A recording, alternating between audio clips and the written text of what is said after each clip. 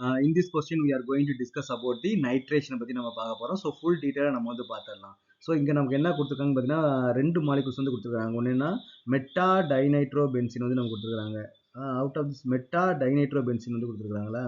அப்போ நமக்கு என்ன இருக்குன்னு பார்த்தீங்கன்னா, பென்சின் ரிங் வந்து நமக்கு வந்து இருக்குது.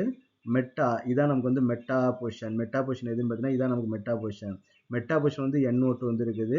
அப்புறம் இங்கே வந்து பார்த்தீங்கன்னா நார்மலாக வந்து பார்த்தீங்கன்னா NO2 வந்து இருக்குது. அப்போ மெட்டா டைநைட்ரோ பென்சின். இன்னொன்று என்ன கொடுத்துருக்காங்க பார்த்தீங்கன்னா டோலுவின். இதில் வந்து நைட்ரேஷன் வந்து நமக்கு வந்து எங்கே வந்து அதிகமாக நடக்கும்னு சொல்லி கேட்டுக்கிறாங்க இல்லையா. இல்லை அவங்களே ஆன்சர் வந்து கொடுத்துட்டாங்க.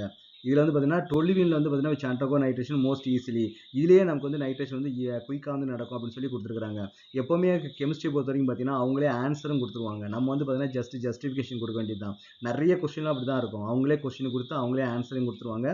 நம்ம ஜஸ்ட் வந்து பார்த்தீங்கன்னா ஜஸ்டிஃபிகேஷன் கொடுக்கணும், அவ்வளோதான். ஓகேவா. இப்போ நம்ம நைட்ரேஷன் அப்படின்றது என்னென்னு பார்த்தீங்கன்னா, அது வந்து ஒரு எலக்ட்ரோஃபிலிக் சப்ஸ்டன்ட் ரியாக்ஷன்.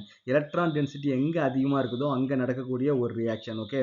ஸோ அப்போ நமக்கு என்ன பார்த்தீங்கன்னா, இங்கே வந்து நைட்ரோ குரூப் வந்து எலக்ட்ரான் விட்ராயிங் குரூப். அப்போ அது பென்சீன்லேருந்து என்ன பண்ணும், எலக்ட்ரான்ஸ் வந்து எடுக்கும். இதுவும் நமக்கு என்ன பண்ணால் பென்சிலேருந்து எலக்ட்ரான்ஸ் வந்து எடுக்கும். அப்போ பென்சின் ரிங்கில் எலக்ட்ரான் டென்சிட்டி ரொம்ப குறைஞ்சி போயிடும். அப்போ நமக்கு என்ன, NO2 வந்து இதில் போய் நமக்கு வந்து ரியாக்ட் ஆக முடியாது. NO2 ப்ளஸ் வந்து அயன் வந்து ஃபார்ம் ஆகும். இந்த அயன் வந்து இங்கே போய் அட்டாக் பண்ணுறதை விட இங்கே நமக்கு என்ன இருக்குது, பென்சின் ரிங்னாலே ஆல்ரெடி எலக்ட்ரான் டென்சிட்டி அதிகமாக இருக்கும். இப்போ மெத்தில் குரூப் வர ப்ளஸ் ஐ எஃபெக்ட். அப்போ மெத்தில் குரூப்பை என்ன பண்ணும், எலக்ட்ரான்ஸ் வந்து நமக்கு டொனேட் பண்ணும். அப்போ நமக்கு என்ன ஆகிடும், பென்சின் ரிங்கில் எலக்ட்ரான் டென்சிட்டி ரொம்ப அதிகமாகிடும். அப்போ நமக்கு என்ன பார்த்தீங்கன்னா NO2 ப்ளஸ் போயிட்டு இங்கே போய் நமக்கு ரியாக்ட் ஆகுது, நமக்கு வந்து ஈஸியாக வந்து இருக்குது. அடிஷனல் நம்ம என்ன பண்ணால் நைட்ரேஷன் ரியாக்ஷனை பற்றி நம்ம தெரிஞ்சுப்போம். ஓகே. நைட்ரேஷனுக்கு நம்ம என்ன ஆட் பண்ணுவாங்கன்னு பார்த்தீங்கன்னா, கான்சன்ட்ரேட் நைட்ரிக் ஆசிட் வந்து ஆட் பண்ணுவாங்க. கான்சன்ட்ரேட்டட் நைட்ரிக் ஆசிட் வந்து நம்ம ஆட் பண்ணுவாங்க.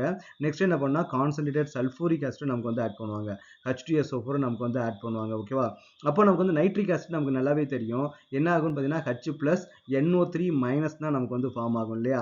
அப்போ NO3 மைனஸ் வந்து ஃபார்ம் ஆச்சு அப்படின்னா, மைனஸ் வந்து எப்படி அட்டாக் பண்ணுவாங்க, எலக்ட்ரான் டென்சிட்டி அதிகமாக இருந்துச்சு அப்படின்னா எலக்ட்ரான் நமக்கு ரிப்பல்ஸ் தான் நடக்கும். அப்போ நமக்கு என்ன ஆகுதுன்னு பார்த்தீங்கன்னா, இந்த இது வந்து நமக்கு வந்து ஃபார்ம் ஆகக்கூடாது. நமக்கு என்ன ஃபார்ம் ஆகுனா NO2 ப்ளஸ் ஃபார்ம் ஆகணும். அதுக்கு வந்து பார்த்தீங்கன்னா நமக்கு வந்து sulphuric acid is very very important. Okay. அப்போ நைட்ரிக் ஆசிட் வந்து நமக்கு வந்து எப்படி இருக்கும் அப்படின்னு வந்து பார்த்தீங்கன்னா, நைட்ரஜன் மேலே வந்து பார்த்தீங்கன்னா டபுள் பாண்ட் ஓ. இங்கே நமக்கு என்ன பண்ணால் OH வந்து நமக்கு வந்து இருக்கும் இல்லையா. இந்த மாதிரி தான் நமக்கு வந்து இருக்கும். அப்போ H+ மட்டும் வெளியே போச்சு அப்படின்னா NO3 வந்து பார்த்தீங்கன்னா மைனஸாக தான் நமக்கு வந்து இருக்கும். அப்போ சல்ஃபூரிக் ஆசிட் வந்து நமக்கு வந்து இருக்கு இல்லையா. அப்போ சல்ஃபூரிக் ஆசிட் வந்து நமக்கு எப்படி இருக்கும், டபுள் பாண்ட் ஓ. இங்கே வந்து பார்த்தீங்கன்னா ஒரு O இருக்கும், இங்கே ஒரு H இருக்கும்.